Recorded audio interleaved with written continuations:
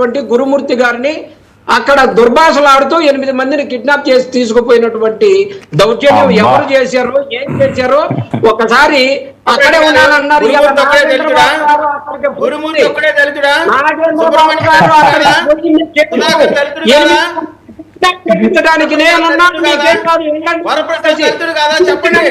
ఎందుకు Abhinay Reddy police station కి kidnap అయిన తీసుకుని వచ్చాడు. జరుగుతా ఉన్నది ఏందయ్యా అంటే మర్డర్లు, రేవ్ పార్టీలు, అమ్మకాలు ఇవి కదా జరుగుతా ఉన్నాయి. ఆంధ్రప్రదేశ్ అధోగతి కాల్ చేసుకుంటా ఆంధ్రప్రదేశ్ అడ్రస్ లేకుండా చేస్తా ఉన్నటువంటి లేకుండా చేస్తారు. ఈ రోజు మీకేదో గౌరవం ప్రభుత్వం వచ్చింది కదా అని చెప్పేసి ఇష్టం వచ్చినట్టు మాట్లాడుతా ఉన్నారు. జగన్మోహన్ రెడ్డి గారు ఆయన ఎంపీ పార్లమెంట్ వచ్చాడు 150 సీట్లు సాధించాడు. ఈ రోజు ముగ్గురు కలిసి 164 సీట్లు సాధించామని చెప్పేసి ఇచ్చిన ఒక్క హామీని నెరవేర్చే సత్తా లేదు. ఈ రోజు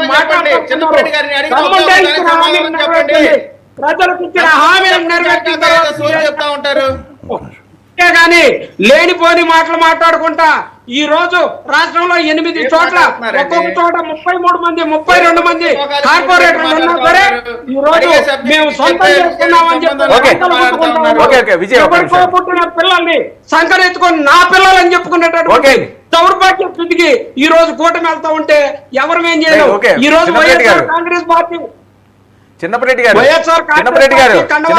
ఏంటి కేతిరెడ్డి గారు కొంప ముంచబోతున్నారట సార్?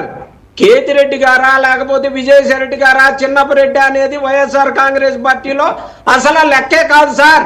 వైఎస్ఆర్ కాంగ్రెస్ పార్టీ ఉండేది జగన్మోహన్ రెడ్డి కార్యకర్త అని చెప్పి ఎవరైనా పోతారు, ఎప్పుడైనా పోతారు. అది చిన్నపరెడ్డి అని చెప్పేది. వైఎస్ఆర్ కాంగ్రెస్ పార్టీలో కార్యకర్తలాగా చేస్తా ఉంటారు. ఎవరు ఉన్నా ఎవరు లేకపోయినా జగన్మోహన్ రెడ్డి గారితో ప్రజలు ఉన్నారు. జగన్మోహన్ రెడ్డి గారు 2019 నుంచి 2024 వరకు ఇచ్చిన ప్రతి హామీని నెరవేర్చి ఆయన యొక్క చిత్తశుద్ధిని చాటుకున్నాడు. రాబోయే రోజుల్లో ఖచ్చితంగా జమిలీ ఎలక్షన్లు వస్తాయా, రెగ్యులర్ ఎలక్షన్లు వచ్చాయా, జగన్మోహన్ రెడ్డి గారిని ఎన్నుకోవడానికి ప్రజలు సిద్ధంగా ఉన్నారని చెప్పేసి ఖచ్చితంగా చెప్తాను. మరోసారి ముఖ్యమంత్రి జగన్మోహన్ రెడ్డి గారు కేతిరెడ్డి గారు చాలా అసంతృప్తితో ఉన్నారట. చాలా కీలకమైన వ్యక్తి ఆయన. సో చాలా అంశాలు ఆయనకి తెలిసే ఉంటాయి. ఇదేదో కొంప ముంచబోతున్నాడు అని చెప్పి వస్తున్న వార్తలు. సార్ ఖచ్చితంగా ఇది ఒక ఇంపార్టెంట్ పాయింట్. రాజకీయాల్లో నమ్మకమే పెట్టుబడి. ఇది అండర్లైన్ చేసుకోండి. ఆ రాజకీయాల్లో ఎప్పుడైతే నమ్మకం పోయితో ఒక రాజకీయ నాయకుడి పైన నమ్మకం ఉంటేనే ఆ రాజకీయ పార్టీ ముందుకెళ్ళిద్ది, అది సస్టైన్ అయింది. ఆ రాజకీయ పార్టీ మీద ఎప్పుడైతే సన్నగిలిద్దో అప్పుడే జగన్మోహన్ రెడ్డి గారి నమ్మకం ఎప్పుడైతే కోల్పోయారో అప్పుడే 11 సీట్లకు పరిమితం అయ్యారు.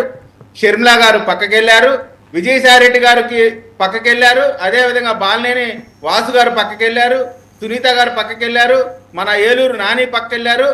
ఆంధ్ర రాష్ట్ర ప్రజలే ఆయన మీద నమ్మకం లేకుండా పక్కకెళ్ళిపోయారు. ఇంకా నమ్మకం ఎక్కడి నుంచి కలిగింది?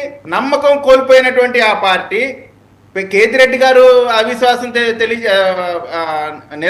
ఆయన అసంతృప్తిగా ఉండటం ఇవన్నీ చాలా సింపుల్ ఇష్యూ.